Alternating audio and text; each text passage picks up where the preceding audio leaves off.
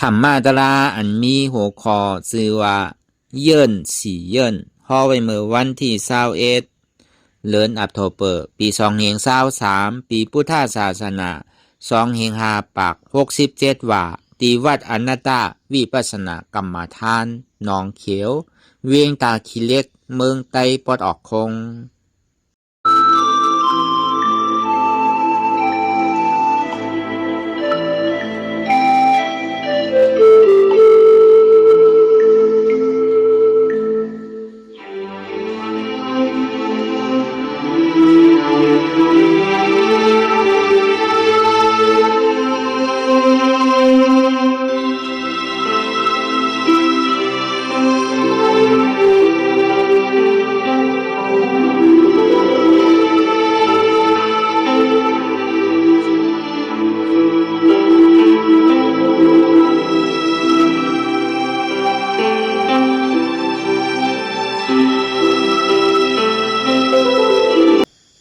รายการนั่งอนัตตาวิปัสสนาภาวนาหันยอดธรรมอนัตตานี่นี้วันดังสุดในก็เรานำขาไก่กุดขาขวาทับต่างขาซ้ายก็ไรอย่างนั้นขาซ้ายทับต่างขาขวาก็ไรมือสองคอนทันทัดพอยาวในไว้ก็ซื่ออีลิเข่งนะอีลิย้อนย่านนะพอยาวในเฮาลาหูเนื้อเปิดวิญญาณปิญญารับตาเนื้อเปิดวิญญาณปิญญาอยากตัวดีมันน้อยวิญญาณทัดสายเดียนหูนั้นอะไรเสียนั้นในที่มันพูดบอกถึงเป็นมานะเราบอกว่าเป็นอนัตตาอะไรอ่อนตั้งเอาไปหันเสียไปหันทุกข้าไปปองใส่เนื้ออนัตตาโดยเกาะตัวดีล้มเคยใส่คอกันตั้งเคยใส่เขายาวๆเคยเสียวยาวๆเคยใส่เขาลื่นๆเคยเสียวลื่นๆเขาเกิดออกตายเขาเปลี่ยนออกลูกป้องเกิดเวียตายไหนแต่ว่าด้วยหลอกออกหลายๆนี่เขามีญาณตั้งหันสื่อใจญาณตั้งวนสื่อใจหันเฉพาะที่มันนำอุปเปิงอะไรเอาตั้งแต่สิ่งต่อไปกินแน่มีอะไรฟังหลานในที่ว่าเป็นเฮามีเฮาที่ว่าเฮาอุปเปิงพองอันสี่สั่งเลยนั้นป้วนปีป้วนเดินป้วนวันมาต่อถึงมือเดียวไอ้กินขาข้าวยำเนี่ยก็เก๋มากเนี่ยข้าวยำป้วนมาก็มันหนำข้าวยำตั้งหนาเนี่ยมันตีเก๋ลงแล้วก็เบอร์นั้นไหนมันหล่ำรองเลยเบอร์นั้นเนี่ยเอาเสียจากกระด้างนั่นอันหมันเนี่ยสื่อใจที่มันเป็นอยู่นั่นเขาถูกตีเห็นหูถูกที่เอาเขาใส่โอ้ใส่เด็ดๆแล้วพอหูลองตั้งที่มันเป็นเสียจากกระด้างเป็นอันหมันเนี่ยสื่อใจเอาเนี่ยเขาที่ไรถอมไรยินเอามาสร้างตื้อกำยอมหับสภาวะที่มันเป็นอยู่หันอยู่หู้อยู่ยอมหับไรเนี่ยอันนี้ที่เรียกว่ามันเป็นคอลำลองเป็นสิ่งเขาเกิดมาเพราะว่าศาสตร์หนึ่งเมื่อเดียวเนี่ยแม่ก็เขาอยู่ที่ซุ้มนั่นอันนี้เป็นคอลำลองหรือเป็นสิ่งเพราะนั้นที่เขาพึกจ้างตื้อกำอยู่กูวันอันเขาสั่งสอนอยู่กูมือกูวันนั่นทีเดียมันก็ใครกูปองเสียแรงใส่ว่ามันเป็นเสียจากก็ได้เสียจากในประมาณมันเนี่ยสื่อใจเพราะมันเป็นปรมาณในก็ว่าแล้วก็นั้นเนี่ยป้นขิงป้นข้าวป้นวันมาต่อถึงมือเดียวเนี่ยอย่างก็มันเหมือนเก่ามันเปิงมากกูซื้อกูลองในตัวในใจเขาอย่างว่ามันเรียกลายคายมากกูมือกูขิงกูข้าวยำมันเรียกลายมาลองตั้งอยู่ตั้งเศร้าต้องป่าต้องไปเราย่อกาตั้งเสียตั้งเบนลองตั้งอายุอาศักเท่านั้นเนี่ยของหัวมันเกินหัวมันคายลายมากเหมือนเขาเนี่ยที่พุทธะคำราเป็นเศร้าพอไว้ลองตั้งทุกข้าเสียจากตั้งเด็กเกิดเอาเท่าเอาเป็นเอาตายเนี่ยอันนี้เท่าเลยผ่านกันมากหมดเกิดก็เกิดมาก นี่เด็กก็ยามเป็นมากหนุ่มๆต่อถึงปฐมาดุริยาตาติยาหย่อยมากเนี่ยก็หิมเลี้ยงไผ่เวียนเวไรเนี่ยลองตั้งเทียบตั้งไข่ตั้งไม้ตั้งหนาวนั่นเนี่ยก็มาซ้อมจะว่ามันดีเจ็บมันดีน้ำขึ้นที่ดิแล้วสองว่า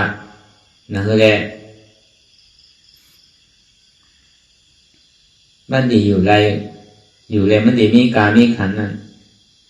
แต่ว่าเขาดีไรพึกใจไว้อันเข้ามาเหตุการณ์ตลาดเนี่ยของเขาพึกใจไว้ก็เบอร์กูเซอร์กูลองเนี่ยมันลูกติดใจเพราะใจโตกว่าตัวมันเป็นสังเพราะใจเขามันโตเนี่ยมันกว่ามันน่าจะเป็นสังง่ายๆอย่างก็มันลูกติดใจมากจังว่าเขาพึกใจมานั่นอันนี้มันเป็นข้อลำลองเดือเป็นที่สุด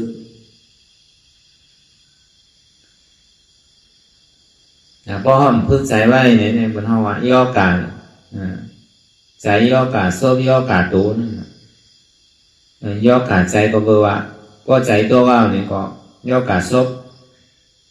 กินอะไรเข้าปากก็เมียนกินอะไรเข้าปากก็พิษเมียนเมียวหนึ่งทำกับเติมเมียวหนึ่งใช่ไหมอันนี้มันลูกดีอันเท่าไข่กินพวกกินยาวเนี่ยก็เท่าไรคำตัวเขาดีในคำมันเนี่ยพอเขามีปืนฐานใจไว้ดีเนี่ยผู้ว่ามันจะดิ่มรอดกันมันดีเป็นกี่ห้าเป็นน้ำห้ามันจะดิ่มรอดตั้งเท่าตั้งเปลี่ยนในผู้ว่าเพราะมันเท่ามากอย่างก็มันแห้งมันเหมือนเก่า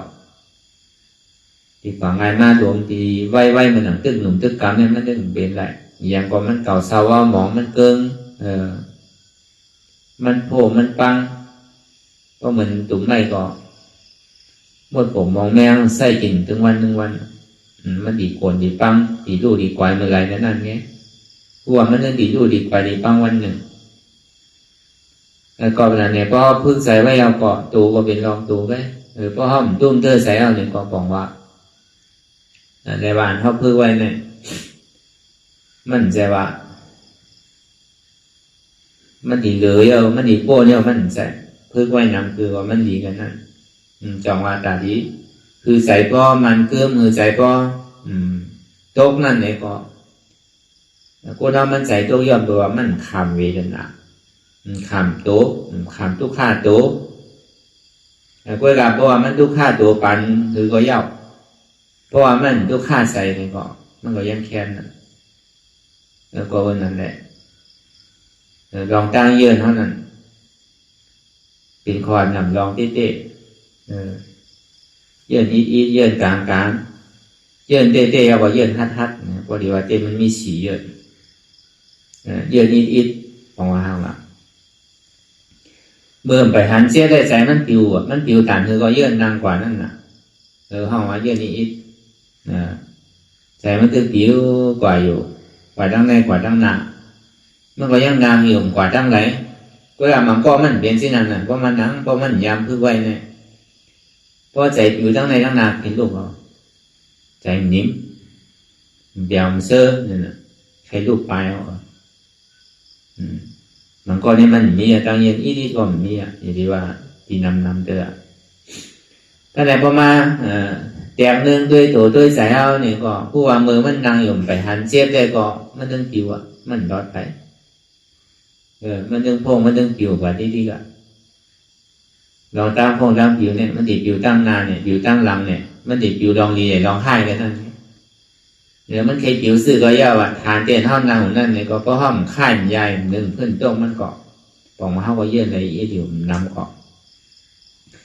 กำในป้อนนางเป็นหึง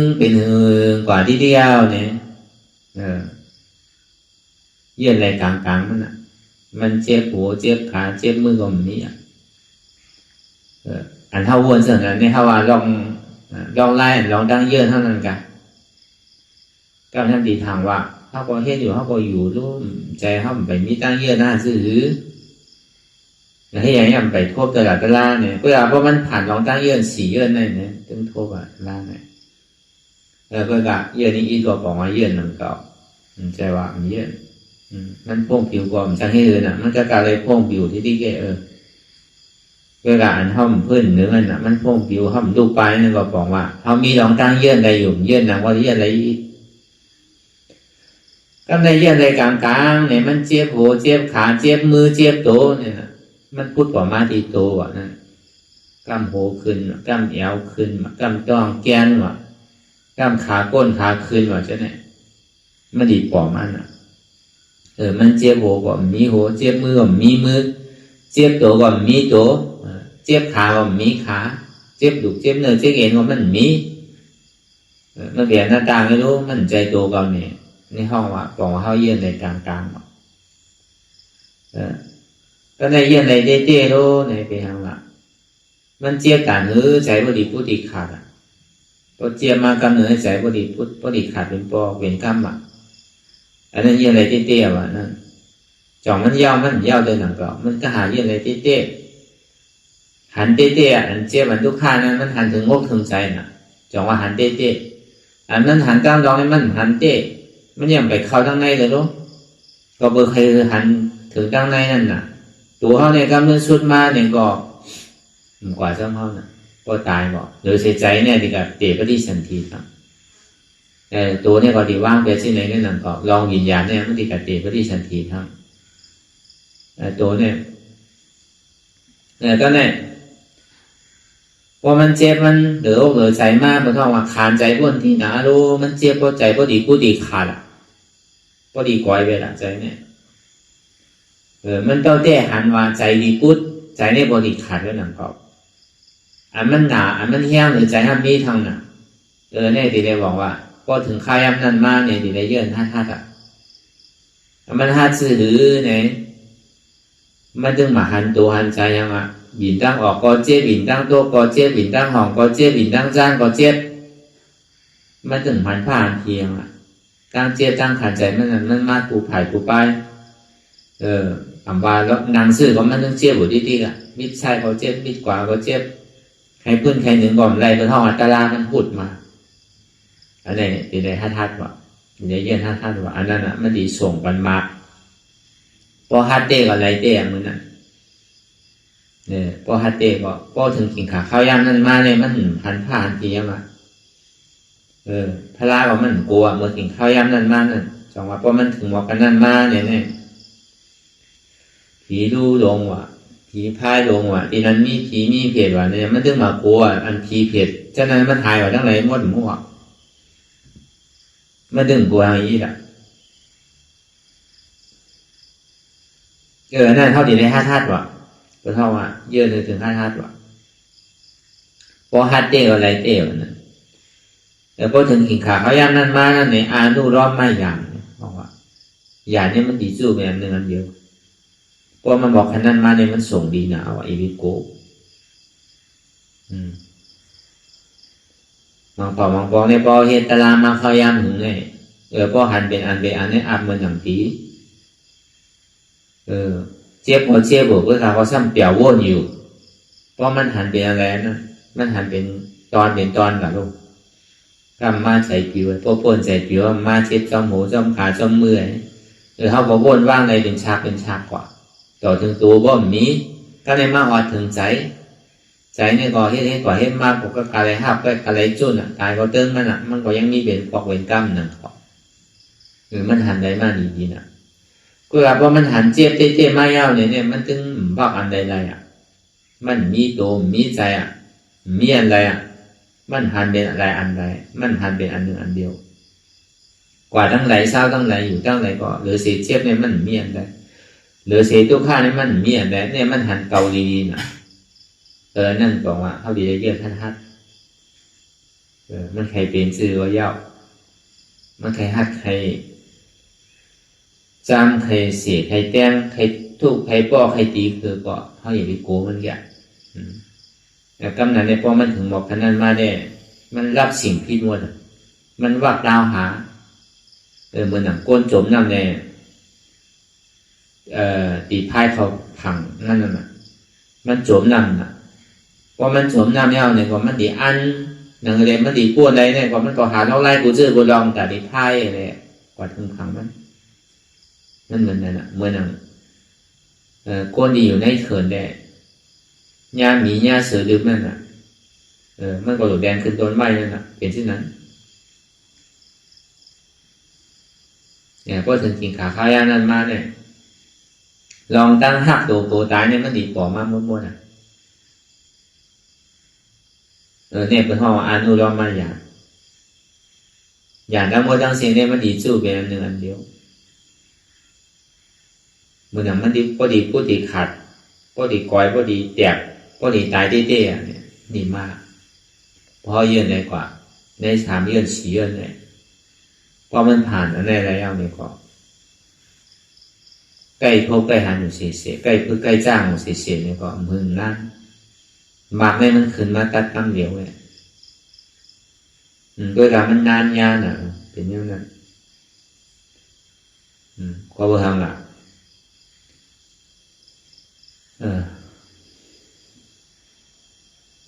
พอมันเจ็บเต้ๆแล้วสั่งขามได้แล้วรอบอันมันดิ่มเจ็บ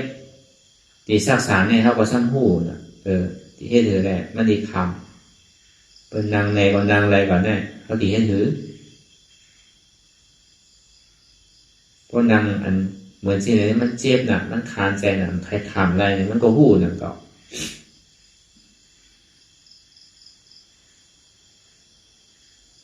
จองมาเพราะว่ามันใครเชี่ยวถึงไว้เนี่ยก็มันเจ็บถึงโอเคเจ็บก็เพราะว่ามันนางเลยเจ็บตอนเดียวนั่นก็มันหลีนั่นน่ะอย่าไปคืนป้องกันด่านที่ไป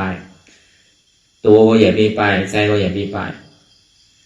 บางปอกถ้าผมจะเอาตัวไปถ้าเอาใจไปเอาอายุกับไว้ทีใดทีหนึ่งต้องเด็กป้วนกว่าหาลองไล่แต่ที่ให้เธอใจป้งปิวป้วนกว่าลองใจลองเดินทำหายกว่าใช่ไหมนะ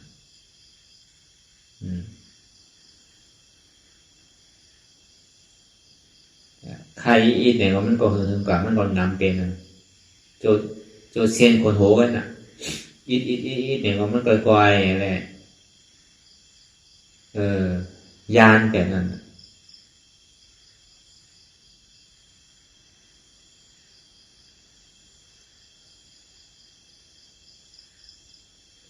ก็เบอร์นั้นแหละ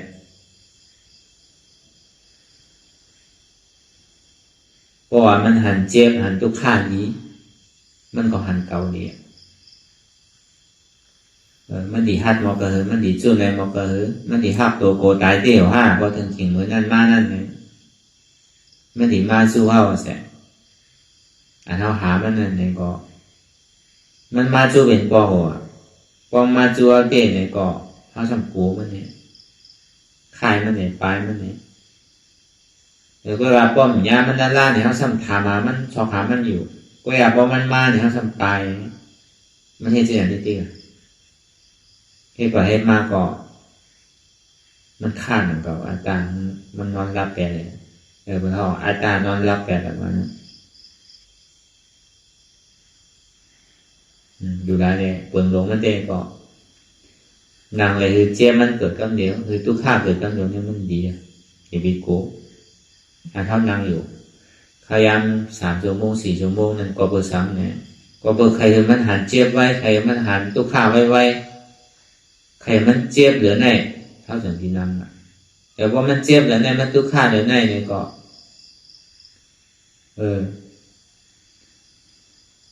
มันใครเบียนสังก็ยาวก็ห้อมข้านยายก็ยาวมันเจ็บมันขานใจเนี่ยน้ำมูกขี้มูกน้ำหูน้ำตาเนี่ยก็ออกคือชีตายก็ออกมันว่านั่นก็ตามมันเม็ดเขาเขเม็ดเขากาบมัน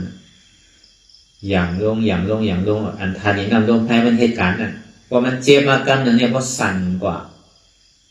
คือชีตายก็ออกมันว่านั่นดูได้เป็นกันนั่นนะพอมันมากำเนี่ยก็ใครทานกว่าก็ใครแตกก็ใครควายกว่าเป็นกล้ามนั่นน่ะมันโดดเจ็บถึงบอกขนาดนั้นก็ต้องเหตุการณ์ก็ได้เพราะมันเจ็บในใจนี่มันเอาอยู่กว่าที่ละแค่กว่าแล้วกว่าที่ละพ่งเป็น3เป็น4เป็น5พ่งเป็น10เป็น20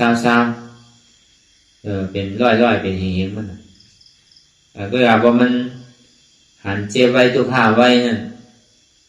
เป็นเฮงก็มันดีย่อมาเป็นปากเป็นปากดีย่อมาเป็น10เป็น10มันดีย่อมาเป็น9 8 7 6 5 4 3 2 1จ่อถึงก็หันอันนึงอันเดียวนะลอกไล่ได้ดีเต้มันน่ะเฮามา จ้างด้วยกันก็ได้นั่นเขาเห็นมัน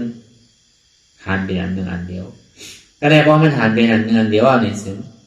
เขาวางเขาตัดของมันง่าย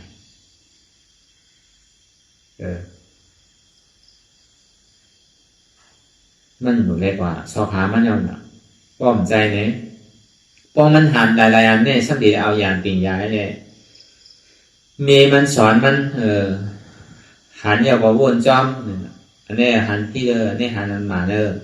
อันนี้วนพี่เด้ออันนี้เดี๋ยววนอันมาเด้อเนี่ยถ้าสมบูรณ์ดีหาสั่งหาสอนดีหาเอาอย่างปิ่งยาเลยเกลีกว่าที่นั่นน่ะก็เบอร์มันไปหันเป็นอันหนึ่งอันเดียวเลยเข้าจะได้เอาอย่างปิ่งยาเกลีกว่าก็เลยว่ามันหันเป็นอันหนึ่งอันเดียวไม่ยาวเนี่ยก็มันโดดเหี้ยมันใจเก่าดีๆแกมันแค่ไม่ต้องไหลก็อ้วนเปลี่ยนหน้าตามันใจเก่าดีๆแกเจ็บหรือเจ็บนั้นมันใจเก่าหน้าตาทุกข้าคือทุกข้านั้นมันใจเก่าหน้าตาเอาในแหละม้วนตาดีๆก็อย่างเก่ามันโดดเหี้ยนั้นโดดเหี้ยมีอย่างเกิดขึ้นเพราะมันหันเป็นอันหนึ่งอันเดียวนั่นเวลามือมันหันเป็นอันหนึ่งอันเดียวนั่นมันวนกับภาวะการเปลี่ยนหนุ่มหนังเรียนมันพอดีหยินแง่หนังเรียนมันพอดีเขาเส้นตั้งมันหมานกว่านั่นเนี่ยก็เขาก็หาล็อกไล่กูเชื่อกูลองหนังเรียนมันติ่นยางคิดยางเปิงกว่าก็ในพอเขาเห็นสิ่งนั้นดาราเนี่ยพอถึงเมื่อมันแห้งขึ้นนั้นมันขยื่นได้เพราะมันขยื่นได้ก็มันก็หาล็อกไล่ตาดีออกดอกเส้นตั้งอีกตาดีหาล็อกไล่คือถืออีกนะมันที่เป็นสิ่งนั้นแก่นั่นก็là bao kê hoặc xoắn quả tăng đệ yam sụp quả này để có tạmมันดีขึ้นก็มันคือเด้แต่ดีๆก็มันดื้อกว่าดีๆเนี่ยก็มันก็ดีเชี่ยวถึงเนี่ย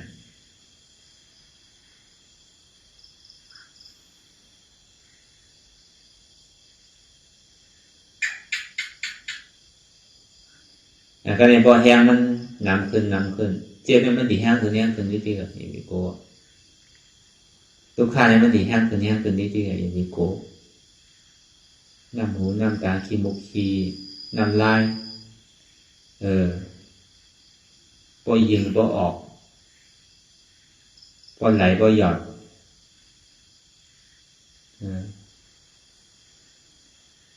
วะน้ำวะใช่ไหมถ้าว่ามากเหมือนเจ้าน่ะดูปีไหลมากกว่าหัวเพราะเหมือนน้ำอาบน้ำเหมือนน้ำฝนย่ำนั่นน่ะไม่ได้เป็นเช่นนั้นนะมันเป็นสภาวะธาตุดินน้ำลมไฟเหตุการณ์นี่โกแล้วก็ถึงหินขาข้าวย่ำนั่นมานั่นลองตั้งตายมานั่นมันดีพูดอะไรดีๆเวลามันใคร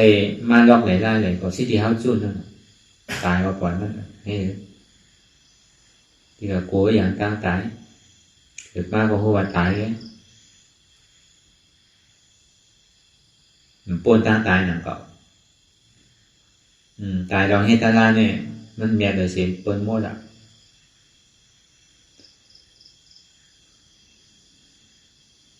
เวลาสามีเข้าใจพี่ทางใจหนังก็เวลานางตาลาเหมือนเท่านางที่ไหนมันตายหรอก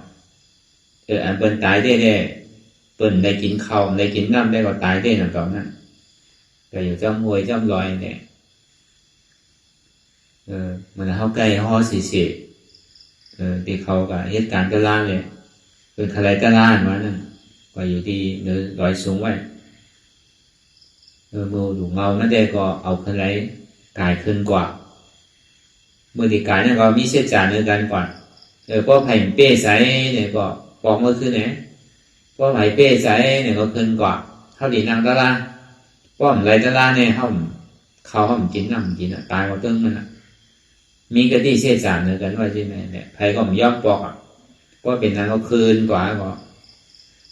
ซ้ำถามนั่งกั้มก็แผ่นผ้าก็โด่งขึ้นเลยเนี่ยก็มีใครโด่งอีกก็ว่ะอีกันไรแต่ยาวก็เนี่ยจังหยาดเชื่อมันโด่งแล้วนะเพราะนั้นก็อ่อนกันทางตะลาวันทนหนึ่งมาเนี่ยก็เจ้าเท่าเลยคนนี้เป็นยาห้านตากว่าวันเดือนสองมาเนี่ยเจ้าลองนั่นเนี่ยฉันเป็นอนาการกว่าคือทางหาเจ้าเนี่ยเขามีอยู่กันเจ็ดเจ้านั่นนะ เมื่อปานพระเป็นเจ้าศาสนาพระเป็นเจ้ากัสสปะพระเป็นเจ้าสุติชามในมหาพัฒกาบอันเขาอยู่คนเดียวเนี่ยมีเขาหาเจ้าจ้างตะล่างขามกินน้ำมันจ้างกินน้ำกินเขานะที่เขาว่ามีอธิษฐานแล้วน้ำอยู่ที่นั่นไว้ต่อถึงก็ตายเดียวนั่นก็เบิ่มได้กินเขากินน้ำได้ตายแล้วนั่นก็พอตายเอาเนี่ยก็ว่าเมื่อผีมดจะเป็นคนผีมดก็ในวายสีพระเด่นเจ้าก็จะมาเขาเยาเนี่ยก็เขาจะหนีลงมาเกิดมดตึงหามีปืนนั่นไว้เหมือนกันนั่นก็มันหาเท้ายามพ่อนั่นน่ะมัน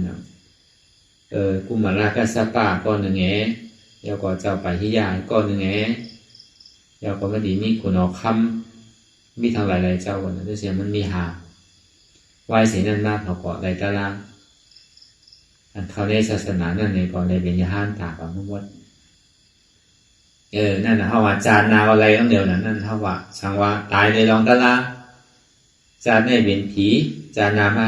จางเป็นอนิยาเป็นยาห้านตาของเขาเป็นเฮตาราเนี่ยมันเฮสินันมาเก่าแล้วอันเท่าแดมมันนางเนี่ยมันตายหรอกถึงขิงกินเท่าแล้วเขาก็กินอยู่น่ะถึงขิงดื้อเขาก็ลืมน่ะใช่ว่าอันที่เขาว่าอันเฮ็ดเต้มาในบนเฮ็ดบอกกันนั่นน่ะใช่ว่าอันเท่ามันนะตารา2-3 ชั่วโมงเฮ็ดเต้นั่นมันใจหนักเก่าอันนั้นเปิ่นได้กินข้าวกินน้ำเนาะก็ตายเต้คนเขาผมกินข้าวกินน้ำก็ตายเต้จังมีอย่างเรียกมันหรือเขาเนี่ยย่ำถึงการนั่นการเดือ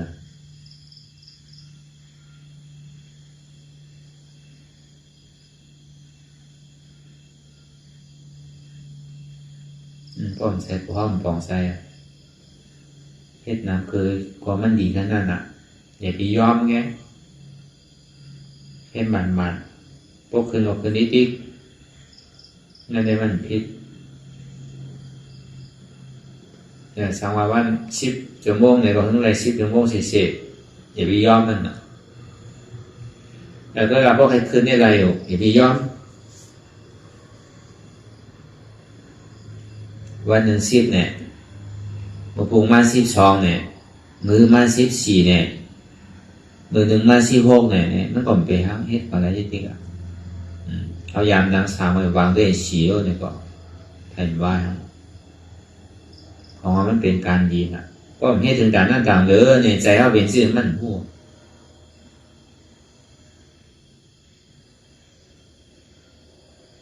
ก็เป็นการนั่นมาบอกนางเนี่ยเจ็บก็หายกว่านางคือก็เจ็บเนี่ยก็หายอันตัดเจ็บนั่นที่หายนั่นเนี่ยก็มันดีใจเข้ายามของเขานางป้วนเอา2เอา3 3เอา4 4เอา5 5เอา6เพราะว่าเจ็บเอา8ที่ในวันดีๆต่อถึงเจ็บว่ามันมีแบบมอหายนั่นก็เวลาพอโตดีๆได้เพราะมันขามได้นั่นก็มันก็พูดออกมาขึ้นแต่ก็ในพอมันพูดออกมาขึ้นยาวในซึ้งกล้ามเมื่อมันตั้นโดดนั่งอันห้ามนางหึงนั่นมันเป็นพื้นฐานเพราะว่าอันตรายมันส่งมาเด้ในกล้ามกว่าฮอดกล้ามกว่ามากกำเดียวพัดกำเดียวมันจังหนึ่ง5 มินิก็เอากำเดียวพอเป็นสิ่งมาเนี่ยพอถึง2 ชั่วโมงมาเนี่ยครับพอใครรู้กับไหนมันก็จังเป็นอย่างถึงแล้วครับพอใครปอตอนนี้เขาส่งขึ้นวนดังหลังขึ้นว่าฮัลโหลก็บอกก็ยันดังไม่ครับเนี่ยเฮียงก็มาปล่อยเนี่ยก็มันเป็นแห้งแสนหนึ่งอันนึงก็เขายันดังมากนะเขาสมดิมาการใน1 ชั่วโมง 2 ชั่วโมงเนี่ยมันก็ซ้ำขึ้นดีไอตัวไอใส่เจ้าเก่าตีเต้พื้นฐานมันอันเขาเฮ็ดนั่นคือมันสุดปักสุดปึงด้วยนั่นน่ะใส่เขาเนี่ยมันดีเปลี่ยนจากมันเป็นแห้งใส่เขาเพื่อเราพอถัดตารางมันเต้เนี่ยบ่มันหนังเนี่ยพอเขาวางเนี่ยมันโมเสียงมีลองตั้งใจที่ใจจับใจแป้นลองกูซื้อกูลองเดียนมันมืดเกินไปเขาเสียเดียนเขาติดจับกับมันไว้เสียนั่นพอมันวางเนี่ยบอกกล้ามของมันก็หอดกล้ามของมากเดี๋ยวถัดตารางเนี่ยมันนานมาเนี่ยมันถึงมีหมังเสื้อหมังรองเดียนห้องว่างเลยอย่างไรเพราะมันดังด้วยเขาหู้กันเดียว เพราะมันนำมาใช้ในผิวก็เดียวนะอันนั้นบอกว่าอันนั้นอาจารย์ลองมันตึกนำมันตึกเก่าเขาทีที่มันยังไปหาอาจารย์ได้เลยนะช่องว่าอันเย็นอะไรอีเนี่ยมันเป็นอาจารย์ลอกเก่าก็ว่าเก่าจานถึงก็ห้อมลูกลงอันมันเย็นอะไรกลางๆเนี่ยมันจะในหันโตมันแล้วก็เนี่ยหันหูเก่าขาเก่ามือเก่าโตเก่านั่นน่ะอันมันเย็นอะไรเต้ๆเนี่ยมันจะในหันใจเพราะมันเย็นอะไรเต้ๆมันหันใจเนี่ยใจพอดีขาดเนี่ยมันหันเพราะมันเย็นในธาตุเนี่ยคำว่าเจ็บเนี่ยคำว่าทุกข์ขาเนี่ยมันถึงอกถึงใจเต้ๆจังว่าอันมันทางหนาเลยเปิ้นเนี่ยเป็นตัวมันอันมันทางหนาเลยตัวมันเป็นใจมันอันมันทางหนาเลยใจมันทำเป็นเจ็บมันนั่นว่านะมันดีได้เยื่นเป็นตอน1 2 3 4กว่าต่อถึงใครมาลอกไหลไล่เลยก็อย่าจื้นพาว่างไปเสียๆมันหักอันใดดีได้หัดอันว่านะมันดูกินนั้นมาก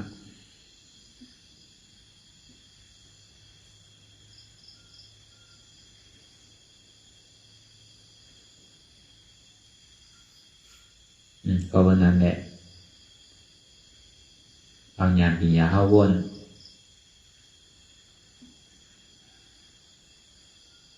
มันเคยเจ็บในทุกข้างก็คือก็อย่าดีกับวนสังน้ำผมจมการที่ทับมันเสียเพราะมันหันเจ็บดีก็เข้าวัดด้วยที่มันตอดที่เจ็บเนี่ยมันดีมีตอดไว้มันนานดีตอดตึกไว้ป้อมหันเจ็บตัวนี้นะมันดีออกมาเพราะฉะนั้นตึกหันเจ็บผมโดดด้วยกว่าที่ดีแกบางปอมันมีเนี่ยก็นั่งไม่ยอมหันเจ็บเนี่ยแบบตัวนี้นะพอตัวนี้นะก็มันพืชออกมากำเนียว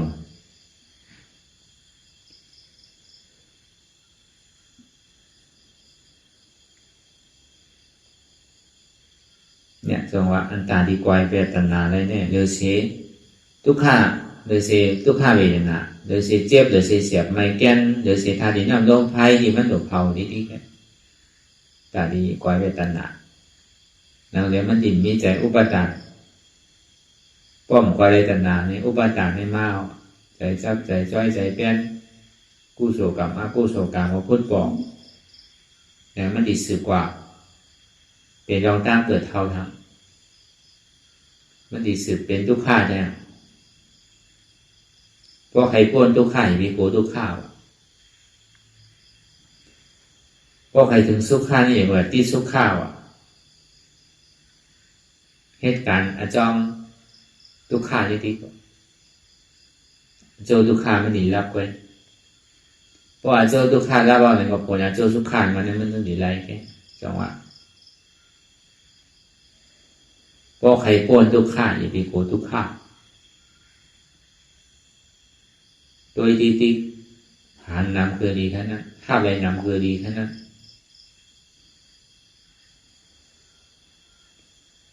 มันแค่มาลอกไหลได้ไหลถ่ายไหลก็ยาวลองตั้งทุกข้าเลยลองตั้งเชฟเนี่ย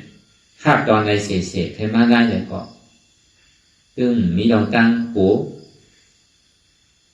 มีลองตั้งปูเฮลำเดียวมันใครมาเข้าไหลย่ำเลยก็มาเพราะเป็นสิ่งนั้นแน่มันเจียวมาไว้ของมันเจียวยาวกันที่ดีมันมาเขาบอกมาหามันเอาหน่ะดีเดี๋ยวตั้งก็บอกใครมันมาเนี่ยเขาบอกมาหามันเอาหน่ะ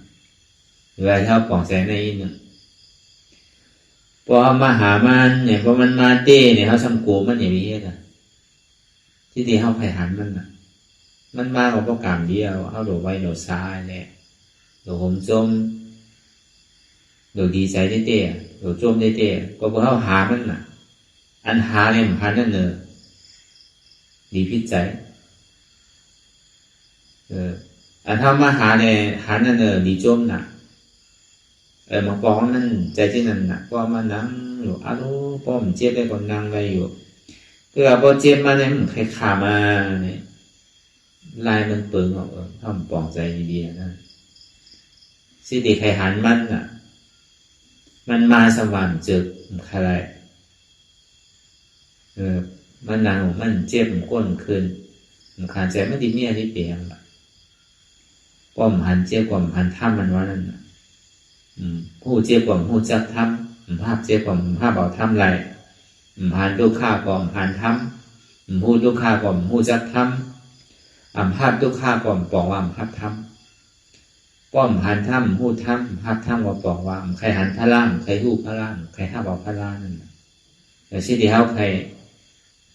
ไรตาลานั่นเขาจะมีมาให้ตาลานั่นตาลาห้ามเป็นยังตาลานั่นเป็นทุกข้าเป็นเจ็บ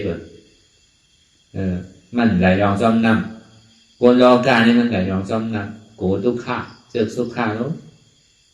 ตาลาเนี่ยมันสั่งโกทุกข้าตีสุข้าเนี่ยพอบอกแจ้งแรกใส่ที่ไหนก็เขาดีมีกาคันเขาดีมโกพออยู่ๆก็อารมณ์พอมันเจ็บมาเนี่ย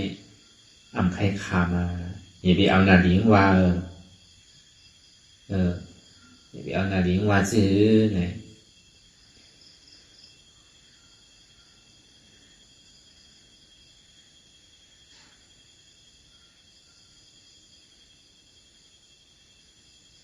มันไกลมีนั่นน่ะก็นางพอมันเจ็บน่ะเนี่ยมันใครขาม2 ชั่วโมงผมใครขาม3 ชั่วโมงผมใครขามอีวีเอสนั่นน่ะมันมาตั้งแต่1 สักกัด1 มินิก็ว่าโจมเอาดีผมโจมมันน่ะ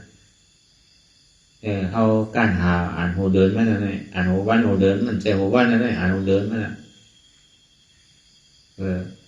อ่านโหเดินโหปีมันน่ะ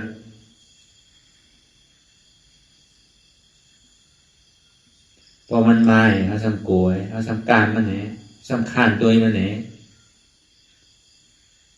มันก็หายกว่าสำหรับโลกซอหาทางพอมาเนี่ยสำเหตุที่นั่นดิจิ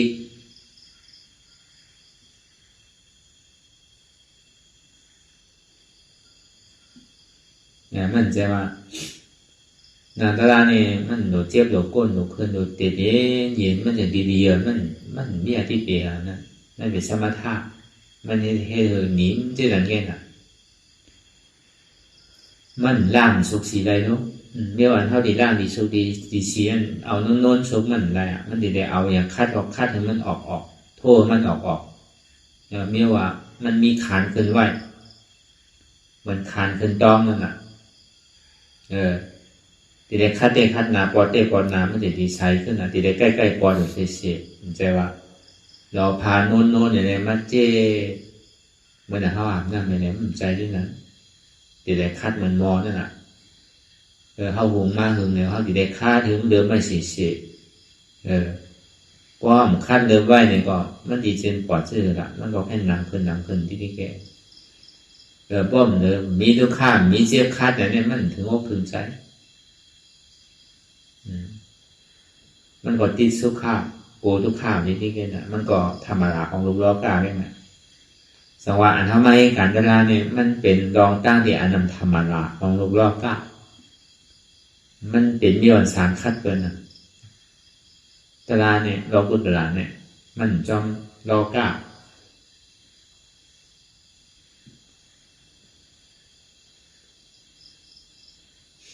อย่าป้องกันให้ที่ไหนอยู่ดีๆจ้างตื้อกรรมที่ไหนป้องปองเสียแรงใจเข้าใจที่ไหนดีๆเนี่ย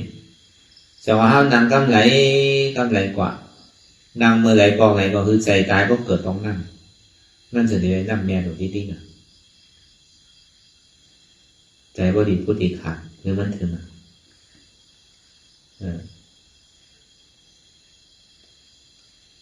แล้วพอเป็นเช่นนั้นเนี่ยบอกมาอะไรนั่นเนี่ยพอมันถึงดีใจดีพูดดีขาดก็คือแรงล่างลงได้นั่นต่อมันไปได้นั่นเนี่ย